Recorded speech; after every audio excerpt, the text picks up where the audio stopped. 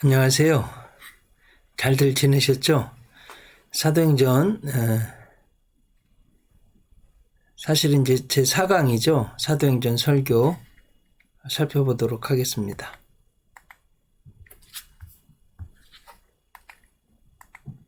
사도행전에는 24개의 설교문 혹은 연설문, 담화라고 하는데 그렇게 설교가 있습니다.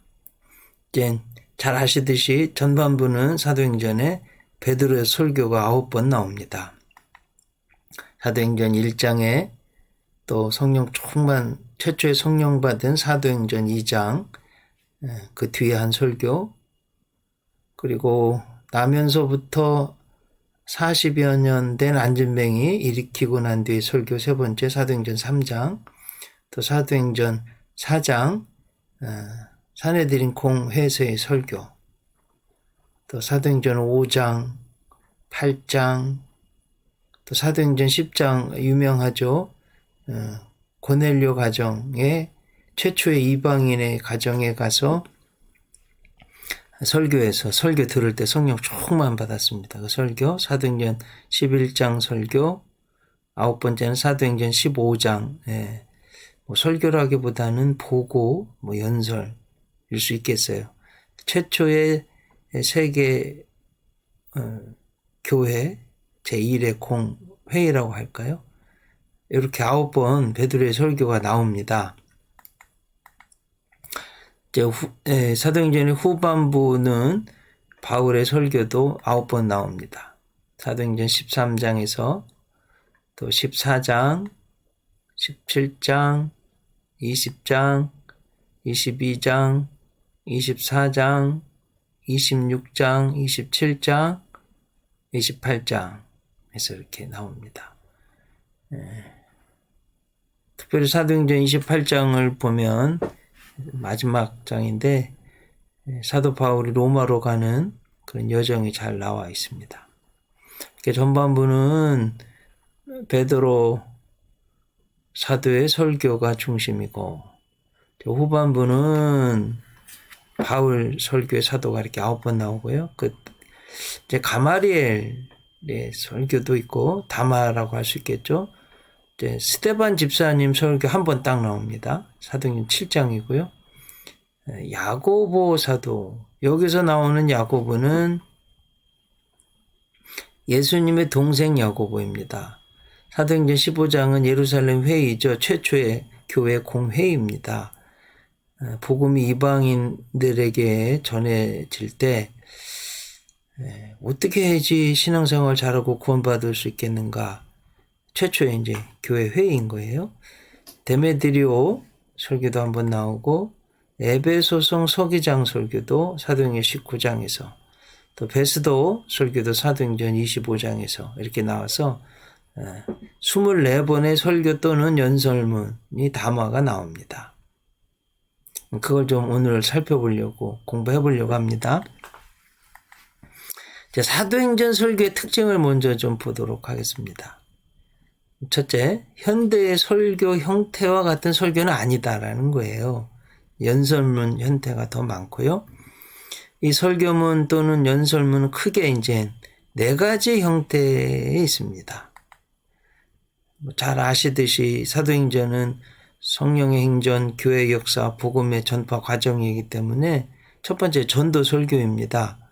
예수님 안 믿는 자들의 복음을 전하는 설교입니다. 사도행전에 수록된 설교는 대부분 이 유형에 속한다 할 수 있겠습니다. 두 번째는 토의 설교예요. 교회 안에 있는 어떤 문제에 대한 해결책을 찾기 위해 행한 연설입니다. 말씀드렸듯이 사도행전 15장은 유대 기독교인에게서 복음이 이방인에게로 전파되는 과정에서 생긴 어떤 문제들에 대한 해결, 또 이방인에 대한 복음의 제시, 이것이 결정한 건데 예수님의 동생 야고보가 사실은 초대 예루살렘 교회의 지도자였습니다. 회의를 주재해서 결론을 내리는 그때 한 토의 설교다. 이렇게 볼 수 있겠어요? 세 번째는 변증 설교입니다. 핍박자들 혹은 재판관들 앞에서 전도자들이 자신의 사역을 변증하는 연설. 특별히 이방인의 사도로 바울이 사도행전 17장에서 아테네에서 아레오바고 언덕에서 한 설교일 수 있습니다. 네 번째는 권고 설교입니다. 바울 사도가 예루살렘에 가면서 에베소 장로들에게 자신의 사역을 회상하면서 그들을 권고한 설교 유명하죠. 내가 너희를 주와 및 그 말씀께 부탁하노니 로 시작하는 그 설교입니다. 이렇게 사도행전에서 설교는 크게 네 가지가 있다. 이건 꼭 아셔야 될 것 같아요. 전도설교, 토의설교, 변증설교, 권고설교. 이것을 아는 이유는 만약에 우리도 이제 복음을 전하게 될 때, 여기까지 전도하는 것, 또 토의하는 것과 같은, 또 변증하는, 권고하는 설교 해야 된다는 거죠.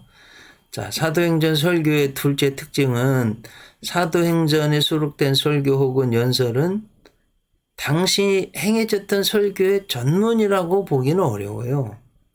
가장 긴 설교라고 하더라도 제가 볼 때 가장 긴 설교가 사도행전 7장에 스테반 집사님 설교인데 7장 다 읽는데도 걸리는 시간이 5분 정도입니다. 이야기는 뭔 소리냐? 실제 설교 연설은 훨씬 더 길었을 거라는 겁니다. 그 저자 누가가 핵심을 요약해서 기록한 것으로 보입니다. 반복은 피하고 새로운 내용을 소개하고 사도행전 주제에 맞는 깔끔한 흐름을 보여주고 있다 하는 겁니다. 요즘 설교 보통 30분, 긴 분들은 40분 보통 그렇게 하잖아요. 셋째, 사도행전 설교의 특징은 사도행전은 복음 전파의 역사적 과정과 지리적 전개의 과정을 잘 설명하는 설교를 소개하고 있다는 거예요. 전도 설교가 많은 이유가 여기 있습니다. 그동안 지난 3강 동안 강조했던 것 기억하십니까? 한번 체크해 보겠습니다. 사도행전이 1장에서 28장인데 크게 두 부류로 나누면 인물적 구분인 거 아시죠? 전반부는 사도 베드로, 후반부는 사도 바울을 통한 하나님의 선교, 또 전도, 또 설교 이렇게 볼 수 있겠어요? 사도행전을 크게 세 구분으로 한다면 지리적 구분입니다. 잘 아시듯이 사도행전의 주제가 되는 1장 8절 오직 1장 8절 말씀이죠. 오직 성령이 너희에게 임하시면 너희가 권능을 받고 예루살렘과 온 유다와 사마리아와 땅끝까지 이르러 내 증인이 되리라. 그래서 앞으로 지금 설교 사도행전에 나오는 설교를 공부를 할 텐데 이 지리적 전개 과정을 통해서 설명하려고 그래요. 예루살렘에서 행한 설교, 유대와 사마리아에서 행한 설교, 땅끝 선교를 위한 그 설교 이렇게 세 가지로 구분해서 좀 설교를 살펴보려고 합니다. 자, 사도행전 설교의 특징 넷째, 사도행전에 수록된 설교의 대상이 예수 그리스도를 믿는 자, 믿지 않는 자가 분명하게 구분되어 있다는 거예요. 자, 믿지 않는 자에게는 전도설교, 변증설교를 하고 있고, 믿는 자에게는 권고설교나 토의설교를 하고 있습니다. 그래서, 이제, 전도사님들 되실 텐데, 너무 이거 중요합니다.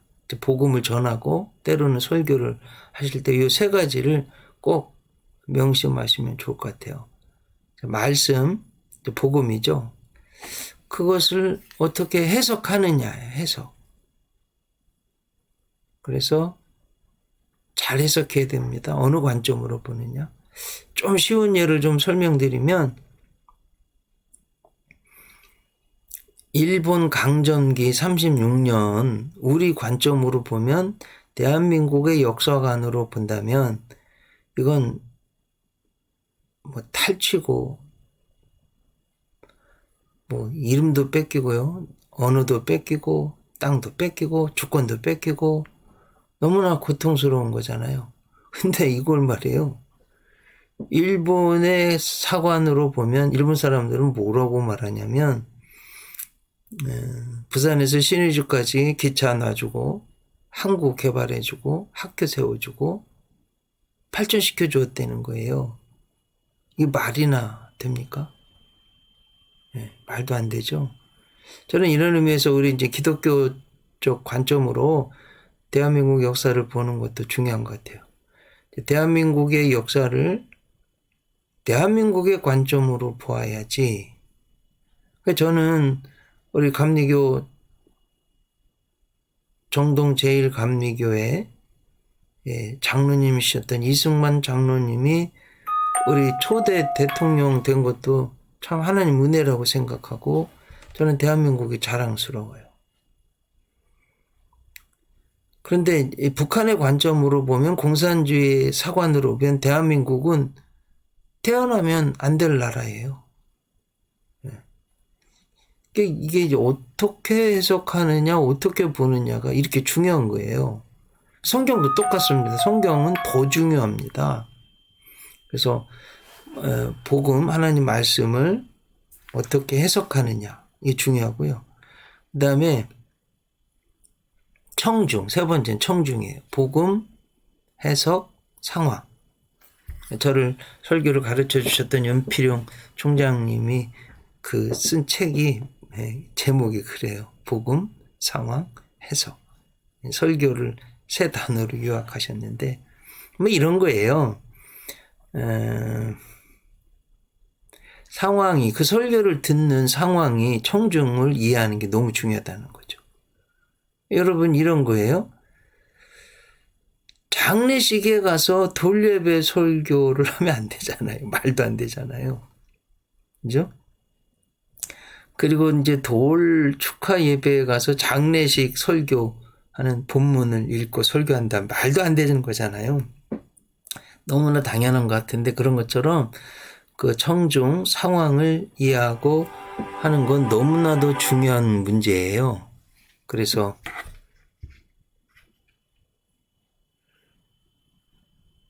여기 지금 사도행전도 마찬가지예요. 믿지 않는 자에게 한 것,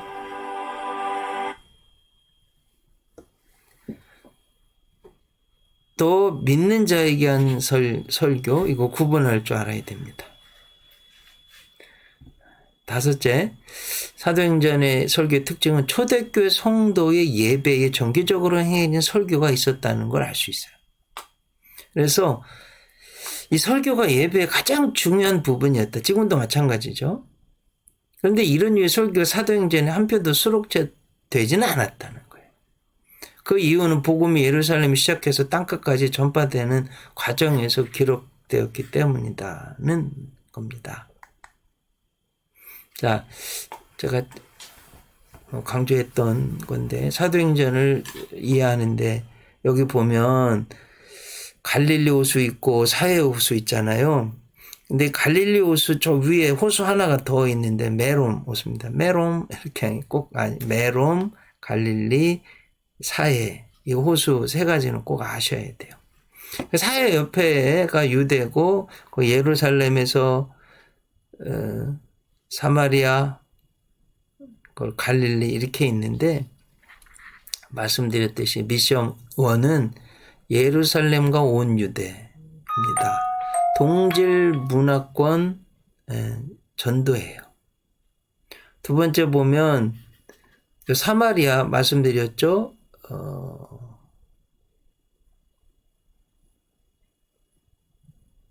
피도 섞이고 종교적으로 혼합된 땅은 이스라엘에 있는데 어떤 혈통이나 문화는 거의 이방인처럼 외국처럼 취급받는 그래서 미션 2를 유사 문화권 선교라 이렇게 말합니다. 그래 땅끝까지 예루살렘과 온 유다와 사마리아와 땅끝까지 이르러 내 증인 되리라 하시리라 있잖아요. 이 땅끝은 타 문화권 선교 크로스 컬처럴 미션 1, 2, 3 이걸 꼭 구분하실 수 있어야 되고 선교학에서 사실은 너무나도 중요한 구분점입니다. 그리고 사도행전은 이렇게 성경장도 기록되어 있고 이렇게 구분해서 보는 게 좋겠습니다. 오늘도 사도행전의 설교를 이 관점으로 지리적인 관점으로 좀 살펴보려고 그래요.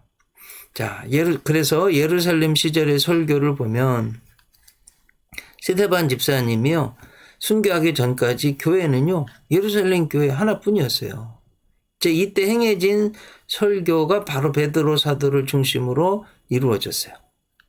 이 시기에 가장 중요한 복음은 그런 거예요. 예수님이 저주받은 나무에 달려 죽으셨습니다. 그리고 그랬다가 부활하셨다는 겁니다. 자, 유대인들은 철저하게 율법을 믿고 있잖아요. 모세 오경, 특별히 신명기에 보면 분명히 기록되어 있어요. 나무에 달려 죽은 사람은 저주를 받았다. 그 예수가 그 나무에 그럼 달려 죽었는데, 그 저주받은 사람이 무슨 메시아가 될 수 있느냐. 유대인들은요, 율법을 믿고 아는 사람들은 절대로 예수님 믿지를 않으려고 그래요.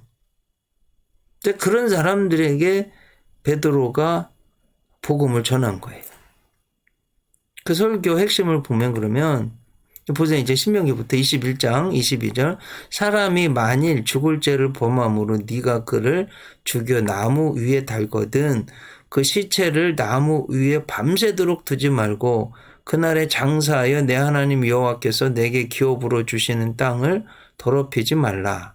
나무에 달린 자는 하나님께 저주를 받았음이니라. 여기 나무에 달린 자는 하나님께 저주를 받았음이니라. 이러는데요. 유대인들이요 그렇게 저주받아 나무에 달려 죽은 사람이 어떻게 메시아 구세주가 될 수 있는가? 말도 안 된다. 이게 유대인들이 가진 의문이었어요. 불신앙이었어요. 그래서 베드로 사도는 그 예수님은 그 저주를 이기고 부활하시고 승천하셨습니다. 그래서 예수님은 완전히 구세주이십니다. 이게 베드로 사도의 가장 중요한 설교 핵심이고요. 사도행전에 사실은 십자가도 중요한데 말씀드렸죠. 바울의 신학은 십자가의 신학이라고 한다면 누가의 신학은 사도행전의 신학은 부활의 신학이라고. 그래 초대교회 사도들은요. 입만 열면 예수님은 부활하셨습니다. 승천하셨습니다. 이것이 베드로 사도의 가장 중요한 설교의 내용이었습니다. 자, 베드로 사도의 초기 전도 설교 보겠습니다.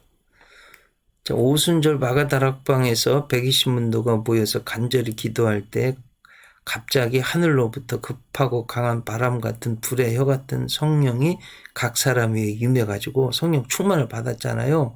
그렇게 베드로 사도도 성령 충만 받았어요. 두 가지가 나타났어요. 먼저는 나면서부터 40여 년 동안 안전뱅이를 성전 미문에서 일으키는 기적을 했어요. 행했습니다. 기적. 그러니까 성령 충만을 받으니까 기적을 행하는 거예요.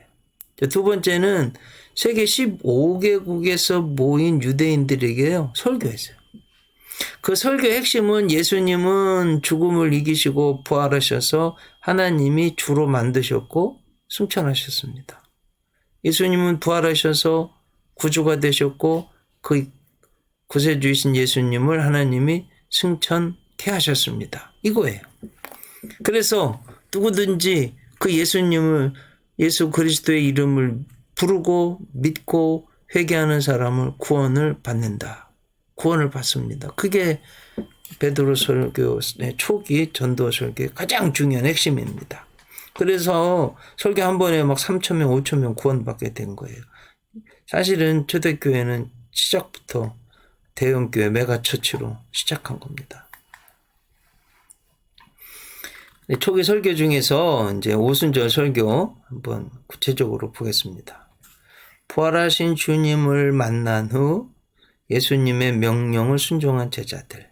예루살렘을 떠나지 말고 아버지의 약속하신 것을 기다리라. 너희가 몇 날이 못되어 하나님 아버지의 약속하신 성령을 받으리라. 요한은 물로 세례를 베풀었거니와 나는 불로 성령으로 너에게 줄 테니 예루살렘 떠나지 말고 아버지 약속한 걸 기다려라. 그 순종했어요. 120명이. 그래 마가 다락방에서 기도하다 성령 받았어요. 그래서 예수님이 그리스도이신 걸 성령 충만의 가장 중요한 게 뭐냐. 예수님을 주로 믿는, 체험하는, 확증하는 거예요. 그리고 나서 이제 능력이 생겨서 복음을 전했습니다. 성령을 받아 기쁨으로 이제 복음을 전하는 걸 방언기도 했잖아요. 그걸 술에 취했다고 오해하니까 그것에 대한 변증으로 설교를 시작합니다. 오순절 설교가. 베드로 사도는 사람들 앞에서 눈앞에 벌어지는 이 사태가 하나님의 영을 부어주신다고 했던 요엘 선지자의 예언이 성취된 것입니다. 그렇게 설명하는 거예요. 사도행전 2장 16절 21절. 그리고 이어져 짤막한 두 구절에서 예수님의 생애 십자가에서 죽음을 요약합니다. 그리고 예수님의 부활을 증거하고 이것은 다윗의 예언이었다고 증명합니다. 14절 32절. 예수님의 승천과 성령의 부어주심이 사도 베드로의 마지막 주제였습니다. 이 오순절 설교예요.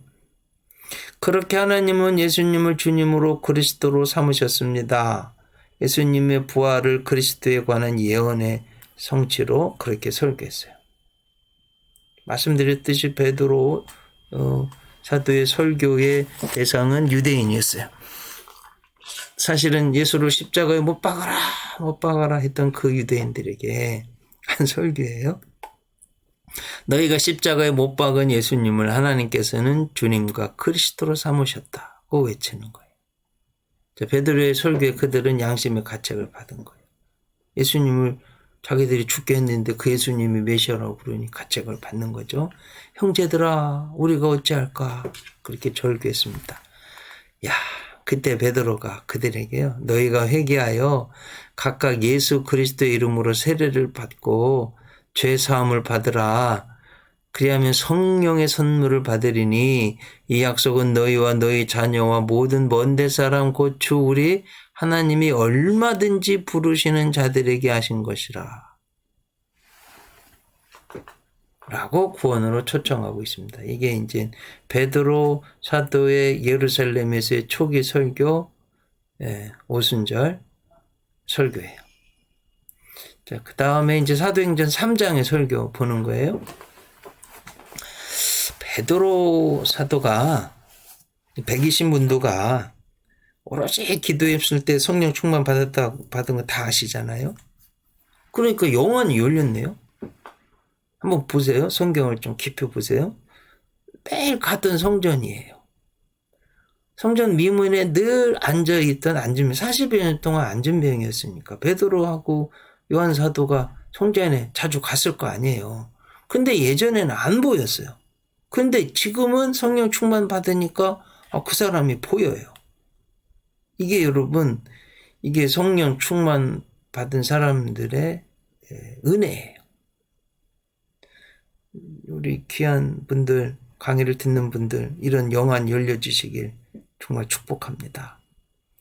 가난하고 잊혀지고 묻혀지고 안 보이고 지옥 갈 불쌍한 영혼들, 예전엔 안 보였던 그런 잊혀졌던 사람들이 보이는 거예요. 얼마나 큰 은혜예요. 그래서 예수 그리스도 이름으로 손잡고 이렇게 세웠어요. 그 일어난 사람이 너무 기뻐요. 한번 생각해 보세요. 40년 동안 안진병이. 성경 본문 볼 때 자세히 보겠지만 그래도 오늘 조금 생각해 보겠습니다. 이거 얼마나 비참하냐면 뭐 장님이니까 한 푼 줍쇼 하고 이제 살아야 되는데 생계 때문에 9월에 사는 거예요. 근데 한번 생각해보세요. 성전 미문까지 어떻게 갔겠어요? 안진명이가. 누군가가 데려다 줬을 거 아니에요. 또 저녁 뭐 해진다고 그러면 또 누군가가 데려다가 집에 갖다 데려다 놨을 거 아니에요. 이게 얼마나 비참한 거예요. 이 사람의 오매불망 정말 소원은 일어나 걷는 거예요. 그러니 이렇게 세워주었으니 얼마나 감사해요. 성전에 걸어 들어갔고 뛰기도 하고. 그러니까 이 사람이요, 베드로하고 요한 사도를 붙잡고 안 놓는 거예요. 그리고 이 당시 예루살렘에 사람들이 가장 많이 모이는 곳이 바로 성전이에요. 그래서 모든 사람이 주목한 것은 베드로, 요한입니다. 이야, 정말 대단한 사람인가 보다. 믿음이 있고 경건하고 이런 사람인가 보다. 모든 스포트라이트요, 베드로 사도, 요한 사도에게 집중될 때, 그때 베드로가 우리 개인의 경건과 능력이 이 사람을 낫게 한 것이 아니라 예수님, 예수로 말미암은 믿음이 이 사람을 낫게 했습니다 하면서 설교한 거예요. 그러니 참 베드로하고 요한도 참 훌륭한 사도들이에요. 역시 회중은 유대인이었어요. 빌라도가 놓아주려고 했지만 그 예수를 너희가 부인했다. 그 청중들이 다름 아닌 예수님 생명의 주를 죽인 바로 그 사람들이었습니다. 즉 선지자들의 자손, 약속의 자손이었습니다. 그러나 하나님이 죽은 자 가운데서 그를 살리셨으니 우리가 이 일의 증인이라. 그렇게 설교합니다. 중요한 것은 그 예수님으로 말미암아 난 믿음이 이 사람을 낫게 했다고 증언합니다. 그리고 너희가 알지 못하여 그렇게 했으니 회개하고 예수 그리스도를 믿으라 하고 촉구하는 설교를 합니다. 회개하고 예수 그리스도를 믿으면 새롭게 되는 날이 이를 것이라고. 여기 새롭게 되는 날이요, 옛날 개역 한글에는 유쾌하게 되는 날로 되어 있고, 원어 성경에 보면 아나 푸슈케라고 되어 있어요. 아나. 혹시 아나 베프티스트 영어에 들어보셨습니까? 아나라는 말은 다시, 재, 두 번 이런 뜻이고요. 푸슈케. 이거는 성령이에요. 그러니까 흙덩이에 불과한 우리에게 하나님의 생기, 하나님의 영이 있어야 생명이 되는 것처럼 죄를 지어서 죽은 사람들이 예수님을 믿게 되면 새롭게 되는 날, 아나 푸슈케, 그러니까 새 생명이 생기는 날, 새롭게 되는 날, 유쾌하게 되는 날, 뭐 이런 겁니다. 여러분 어떤 큰 근심이 있다거나 큰 문제가 있고 뭐 하여튼 그럴 때 해결되면 휴, 살았다 이러잖아요. 그런 의미인 거예요. 영적으로. 그리고 영원한 면에, 영원한 세계에 있어서 죄악 가운데 죽은 내가 아나 푸슈케, 하나님의 영이 다시 임하여서 예수님을 믿게 되면 죄 용서받고 영원한 생명을 얻게 된다. 이런 의미인 겁니다. 청중이 유대인이어서 베드로는 예수 그리스도가 구약의 언약에 약속된 분임을 계속 강조합니다. 그래서 그걸 좀 한번 사도행전 3장에 베드로가 한 설교인데요. 얼마나 구약에 예수님이 예언된 분이신지, 아까 제가 말씀드렸듯이 복음, 해석, 상황인데 지금 베드로가 설교 듣는 청중들 상황을 유대인들이라는 걸 정확히 이해하고 그들에게 계속 강조하는 게 예수님은 구약에 예언된 구세주입니다. 이걸 지금 설명하는 거예요. 한번 보세요. 사도행전 3장 17절. 그러나 하나님이 모든 선지자 입을 통하여 자기의 그리스도께서 기름 부음을 받은 자, 그런 소리죠. 크리스토스, 네. 고난 받으실 일을 미리 알게 하신 것을 이와 같이 이루셨느니라.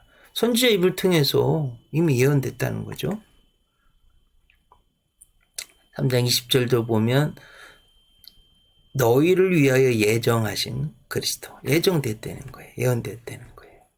3장 21절. 하나님이 영원 전부터 거룩한 선지자들 입을 통하여 말씀하신 바 예언한 바. 계속 강조하는 거예요. 22절에는 모세가 말하되 주 하나님이 너희를 위하여 너희 형제 가운데 나 같은 선지자. 예수님이라는 거예요. 23절 누구든지 그 선지자의 말을 듣지 아니하는 자는 백성 중에서 멸망받으리라 하였고 24절 사무엘 때부터 이어 말한 모든 선지자도 이때 사무엘까지 나왔어요. 너희는 선지자들의 자손이요 또 하나님이 너희 조상과 더불어 세우신 언약의 자손이라. 분명하죠. 하나님이 그 약속한 구세주가 바로 예수 그리스도라고 그분을 믿으면 새롭게 되는 날 유쾌하게 되는 날이 이른다고 설교하고 있는 거예요. 그 결과 지난번 설교에는 3,000명이 믿었는데 이 설교는 5,000명이 믿었어요. 이제 주석가들이 그렇게 주석하죠. 안전병이를 일으킨 기적대의 설교이기 때문에 그렇다는 겁니다.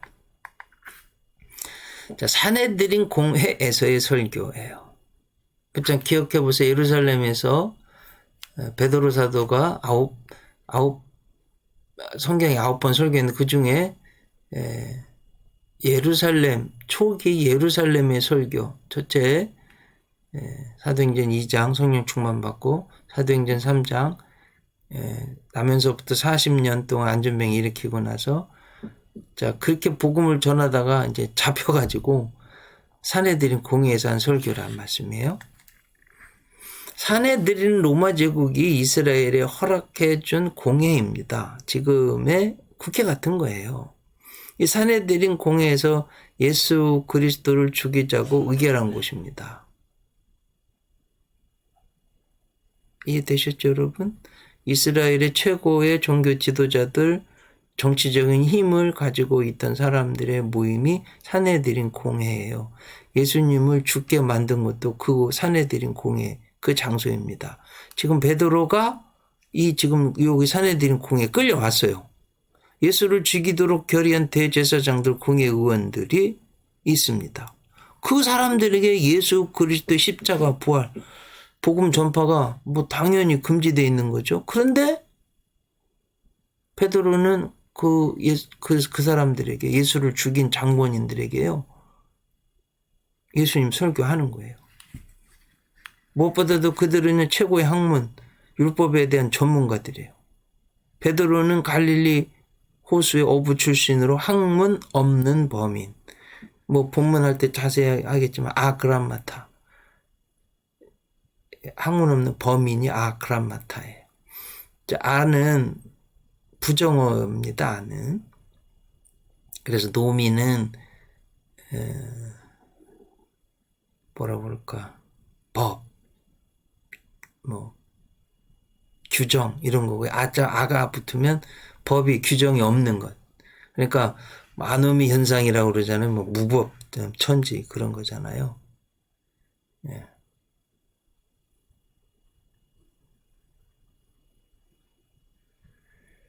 그 다음에 그람마타, 그램머 생각나죠? 그램머 문법, 학문. 그러니까 그람마 그러면 문법이 없는 그런 뜻이에요. 네. 그런 문법이 없는 공부 가방끈이 짧은 배우지 못한 사람이요. 그 당시 최고의 어떤 학문과 율법 전문가들한테 하나님 말씀으로 복음을 전한 거예요. 대단하지 않습니까? 예전 같으면 예수님 모른다고 부인하고 도망갔던 베드로였어요. 닭이 3번 울 때 울면서 정말 통회했잖아요. 지금 그런데 많은 수의 복음 반대자들이 예수님 죽인 장본인들이 힐문하고 있는데 그런데도 베드로는 성령이 충만해서 백성의 관리들 장로들에게 예수님 복음 전했습니다. 만일 병자에게 행한 착한 일에 대하여 이 사람이 어떻게 구원을 받았느냐고 오늘 우리에게 질문한다면 이라고 하면서 베드로는 대답합니다. 너희가 십자가에 못 박고 하나님이 죽은 자 가운데서 살리신 나사렛 예수 그리스도의 이름으로 이 사람이 건강하게 돼 너희 앞에 섰느니라. 이야, 정말 그 예수는 너희 건축자들이 버린 돌로서 집 모퉁이의 머릿돌이 되었느니라. 그렇게 설교합니다. 정말 너무 멋진 설교죠. 이어서 베드로는 신약 성경에서 아주 중요한 진리, 아마 예수님에 대해서 가장 잘 설명한 본문 중에 하나죠. 다른 이로서는 구원을 받을 수 없나니 천하 사람 중에 구원을 받을 만한 다른 이름을 우리에게 주신 일이 없습니다.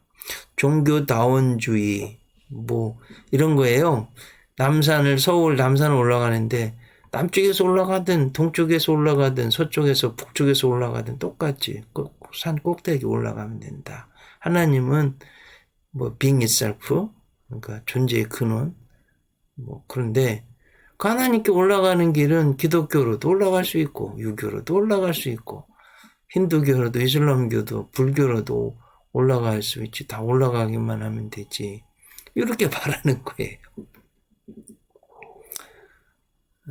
나중에 좀 이 본문 갔을 때 조금 더 자세히 설명드리겠습니다. 그런 종교다원주의의 가장 중요한 말씀이에요. 다른 이로서는 구원을 받을 수 없나니 천하 사람 중에 구원을 받을 만한 다른 이름을 우리에게 주신 일이 없습니다.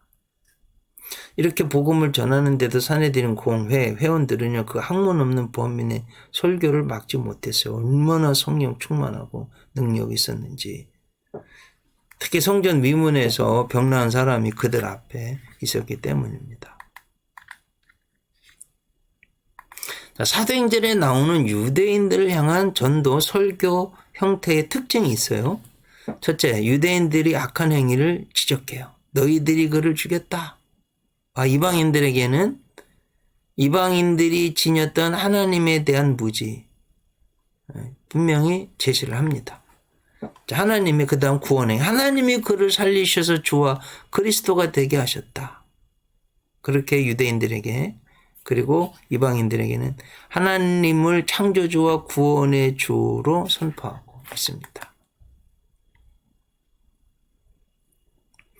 회개의 요청, 의로의 부름을 받고 구원의 자리에 그러므로 너희가 회개하고 예수 이름을 부르면 구원을 받습니다.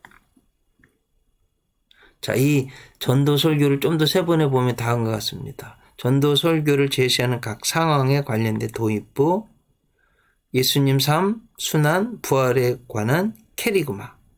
이 복음에 아주 중요한 거죠. 저는 이렇게 예수님 복음을 6가지로 늘 설명해. 예수 그리스도 십자가와 부활, 보혈과 영생, 천국과 지옥. 설교에는요. 이 6가지는 예수님 복음 전하려면 6가지는 꼭 전해야 돼요. 캐리그마라는 거예요. 사도들의 증인됨. 우리가 이 일의 증인이다. 예수님 부활, 승천해. 성경의 증거, 구약을 통해 예수 사건이 구약의 성취입니다. 마지막 회개 요청, 구원회로의 초대함으로 결론을 맺습니다. 자, 이제 예루살렘에서 한 설교, 스데반 집사님 설교예요. 자, 사도행전 6장에 초대교회 갈등이 생겼죠. 보수적 유대 기독교인과 진보적 디아스포라 출신 기독교인들과의 갈등이에요. 선민 유대인들은 죽을 때 고향으로 돌아왔습니다. 그런데 이 헬라파 유대인들은요, 예루살렘에서 기반이 약하니까 매일 구제해서 이름이 빠졌어요. 그래서 갈등이 생겼습니다. 그러니까 사도들이요, 헬라파 유대 기독교인들의 새로운 지도자를 7 집사님을 뽑아 세웠습니다. 그 대표자가 누구예요? 스데반 집사님이에요.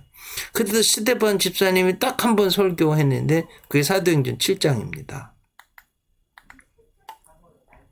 스데반의 설교는 그래서 특징이 역사적 회고 설교이고 구약적 설교 형태를 취합니다.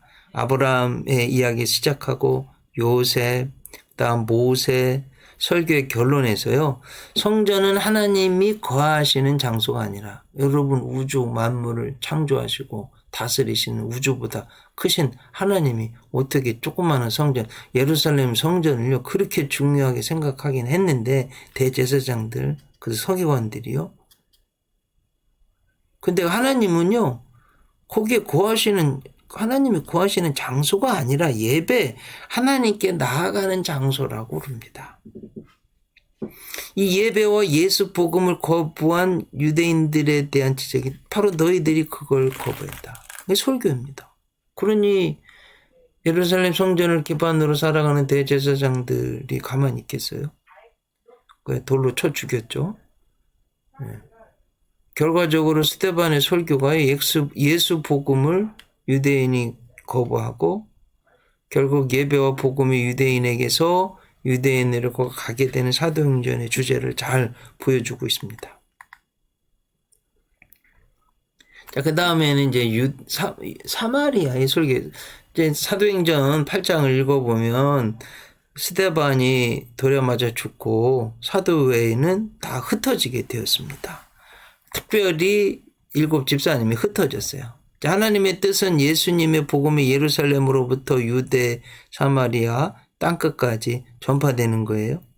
그러니까 지금 사도행전의 전체 구조가 스트럭처가 이렇게 돼 있다고 말씀드렸고 지금 사도행전에 있는 설교를 살펴보는데도 이게 너무 중요한 근거예요. 지금 예루살렘에서의 설교를 살펴봤습니다. 이제 사마리아의 설교를 보려고 하는 거예요.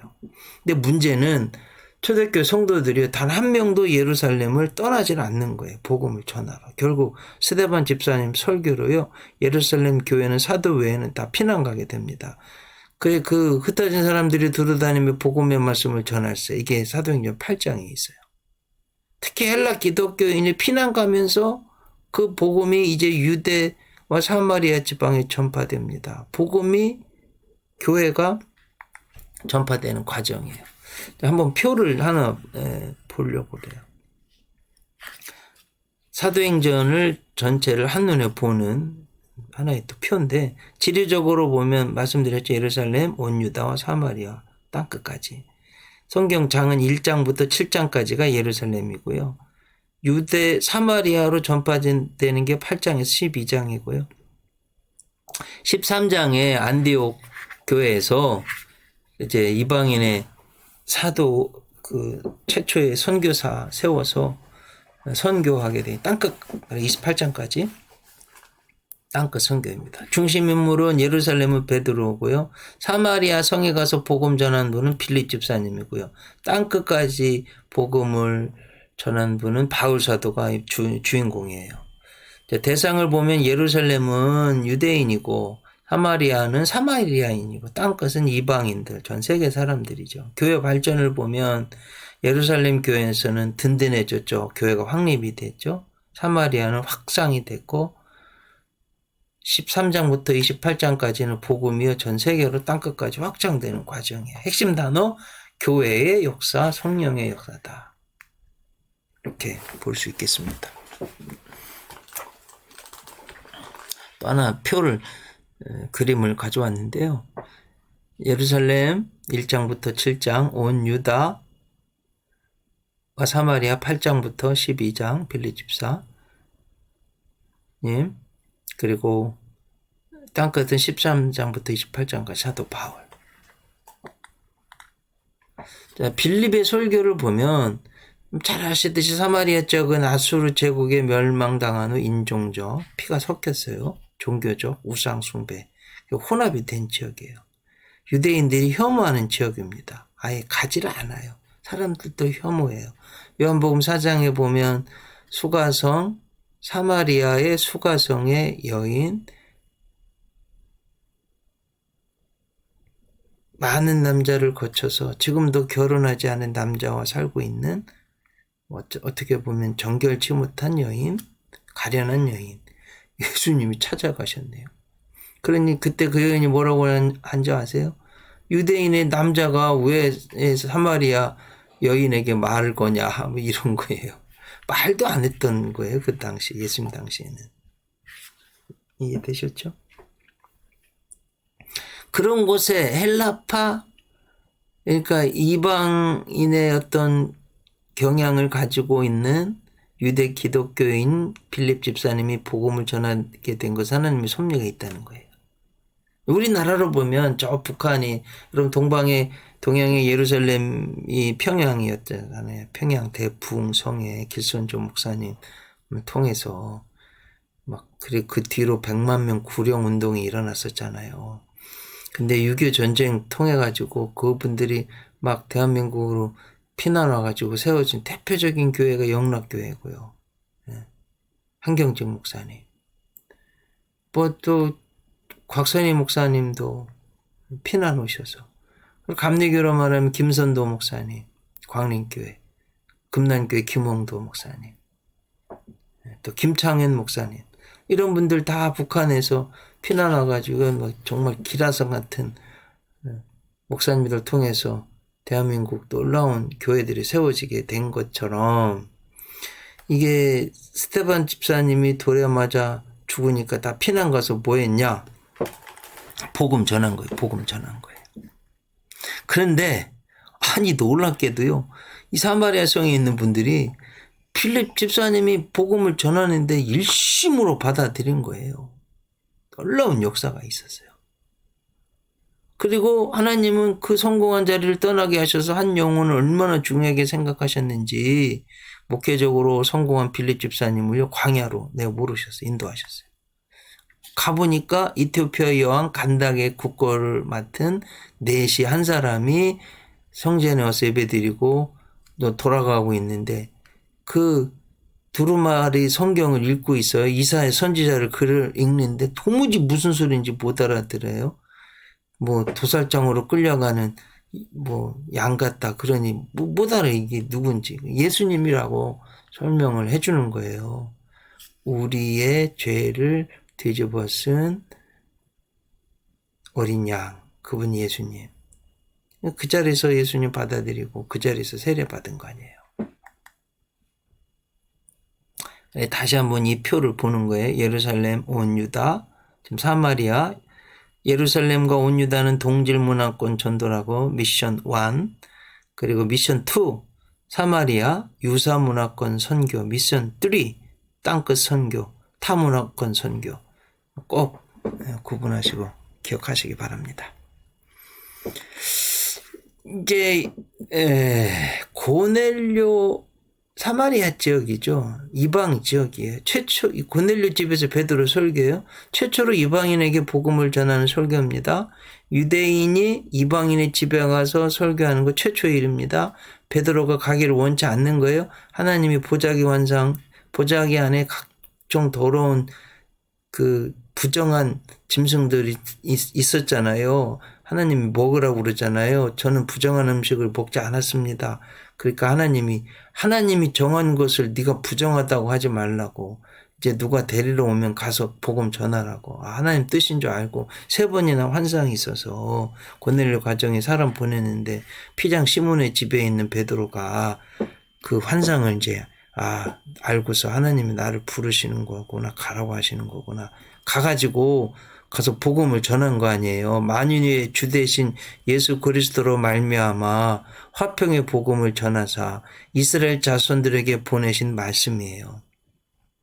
사도행전 10장 38절에 보면 하나님이 나사렛 예수에게 성령과 능력을 기름 붓듯 하셨음에 그가 두루 다니시며 선한 일을 행하시고 마귀에게 눌린 모든 사람을 고치셨으니 이는 하나님이 함께 하셨습니다. 사도들이 이 일의 증인이에요. 그런데 그 예수를 그들이 나무에 달아 죽였으나 하나님이 사흘 만에 다시 살리사 나타내셨다고 증언합니다. 그를 믿는 사람들이 다 그의 이름을 힘입어 제사함을 받는다라고 설교했어요. 이 설교 말씀을 베드로가 전하고 이 말씀을 들을 때 말씀 듣는 고넬료 가족들, 친지들, 초청받은 모든 사람들 성령님이 임한 거예요. 최초로 이방인에게 성령이 임했습니다. 우리도 이방인입니다. 성령 받는 방법은 이미 말씀드렸어요. 3가지라고. 예루살렘 유대인들이 마가다락방에서 120문도가 간절히 기도할 때, 조금 전에 사마리아 성에서 봤듯이 빌립 집사님 복음 전했는데 세례 받았는데 성령 받지는 못했어요. 베드로하고 요한 사도가 안수 기도할 때 성령 받았어요. 지금 사도행전 10장 고넬료 과정에서는 베드로가 설교하고 거기 모인 사람들은 설교를 들을 때 성령 받은 거예요. 자, 이제 땅끝에서의 이방에서의 이제 설교를 살펴보려고 하는데, 지금 2차 선교 여행이에요. 1차 선교 여행이네요, 이거. 여기 보시듯이, 여기 지금 시리아의 오른쪽, 3시 방향, 여기죠. 시리아의 안디옥 교회에서 파송받아 실루기아에서 살라미 바보에서 버가로 가고, 버가에서 BCD 안디옥 가서 복음을 전했잖아요. 안타까운 건 초대교회 파송받았던 바울 사도, 바나바 사도하고 같이 갔던 마가는 버가에서 예루살렘으로 돌아가 버렸어요. 그러니까 이제 120명이 들어갈 정도로 큰 집 다락방에 살았다고 하실 때 그 마리아의 집이요. 그러니까 마가의 집이요. 부자라고 생각해요. 부자가 선교 여행 가보니까 너무 힘든 거예요. 그리고 저 이제 나중에 사도행전 가서 말씀드릴게요. 저 바울의 선교 여행 꼭 가서 말씀드릴게요. 하여튼 요것만 구분해 보세요. 시리아의 안디옥하고 BCD의 안디옥은 같은데 다른 거예요. 요거 좀 말씀드리려고 지금 설명드리는 거예요. 어느 분이 그 사도행전에 지명 이런 걸 너무 몰라가지고 이해하기 어렵다고 그래서 자꾸 좀 말씀드리는 겁니다. 1차 선교 여행입니다. 그 BCD와 안디옥에서 1차 선교 여행 때 사도 바울이 한 설교예요. 한번 보겠습니다. 안디옥 교회에서 최초로 이방인 선교사로 바울과 바나바가 안수받고 파송받았습니다. 사도 바울의 선교 전력은 거점에 형성된 유대인의 회당에 가서 설교하는 거였어요. 그냥 아무것도 없는 진공 상태에서 한 게 아니라 가는 곳마다 디아스포라 전 세계에 흩어져 있는 유대인들, 그 유대인들은요 몇 가정만 모여도 회당을 만들어서 회당은 성전을 대신하는 겁니다.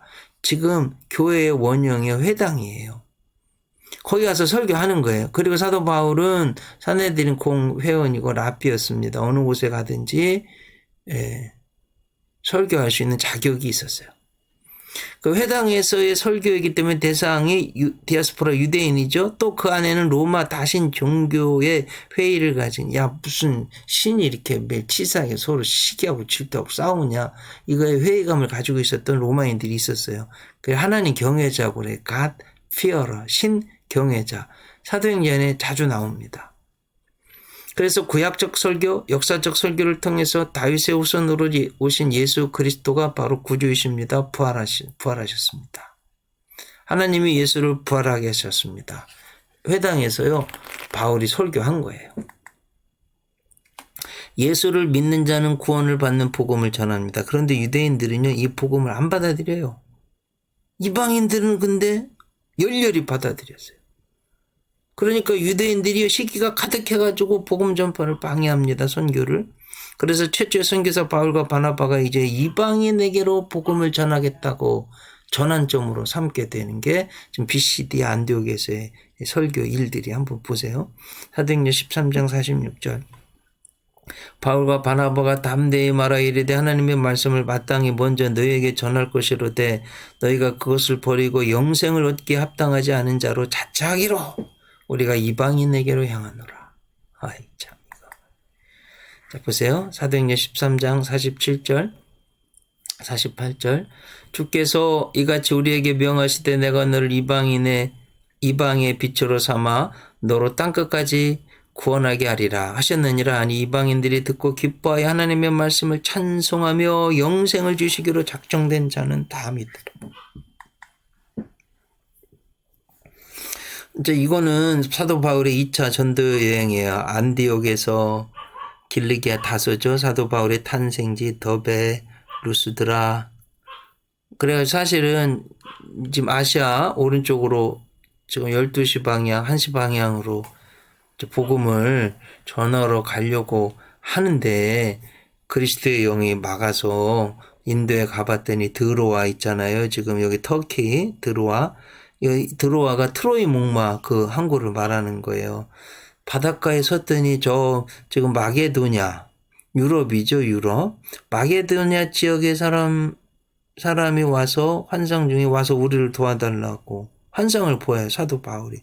그래가지고 이 복음이 바울 사도에 전도돼가요. 아시아에서 배 타고요. 유럽으로 넘어가게 돼요. 그래서 네아폴리, 빌립보 지나고 암비볼리, 아빌로니아, 데살로니카, 베레아를 지나서 그리스도의 소크라테스, 플라톤, 아리스토텔레스를 낳은 아테네죠. 그리스의 아테네까지 가게 돼요. 그 아테네 복음 전하고 고린도, 갱그리아, 에베소, 가이사라, 예루살렘에 왔다가 수리아에 있는 안디옥 교회로 가게 된 이게 2차 사도 바울의 전도 여행입니다. 선교 여행. 지금 이제 여기 왜 이 지도를 보여드렸냐면 그리스도의 아덴에서 성경적인 지역으로는 아가야 지역의 아덴에서 한 설교 지금 보려고 하는 거예요. 아덴에서 한 설교예요. 이방인의 사도 바울의 주요 청중은 이방인입니다. 바울 사도는 2차 선교 여행 중에 그리스 철학의 본고장인 아테네에 갔습니다. 그곳에서 팔테논 신전 등 수많은 신전의 신상들을 보면서 사도 바울이 우상 숭배에 분노했습니다. 한편으로는 복음 전도의 필요성을 절감했어요. 이 설교는 아테네 아레오바고 언덕에 서서 이방인을 향한 선교 설교입니다. 그 형식을 한번 보겠어요. 첫째, 부름, 상황과 관련된 부름. 아덴 사람들아, 이렇게 하는 거예요. 청중들의 오해에 대한 확인해. 너희를 보니 범사의 종교성이 많다다 내가 두루다니며 너희의 위하는 것들을 보다가 알지 못하는 신에게라고 새긴 단도 보았으니. 알지 못하는 신에게. 바울 선포에 대한 암시예요. 너희가 알지 못하고 위하는 그것을 내가 너희에게 알게 하노니. 성경 구절입니다.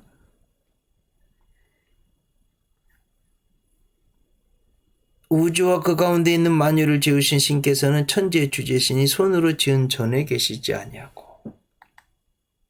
신학적 캐리그마. 창조의 주님, 역사의 주님, 그리고 구원의 주 하나님을 제시합니다. 헬라 시도 인용했어요. 28절은 너희 시인 중 어떤 사람이 말과 같이 우리가 그의 소생이라. 신의 소생이라고 했는데 사도 바울이 이제 구약의 성경도 정통하지만 그 당시 철학자들, 그 당시에 사람들의 시도 알고 인용할 정도라는 거예요. 원고 없이 했을 것 같아요. 그러니까 똑똑한 걸 알 수 있겠죠. 길리기아 시인 아라투스의 시 페노메나에 나오는 시를 인용한 거예요.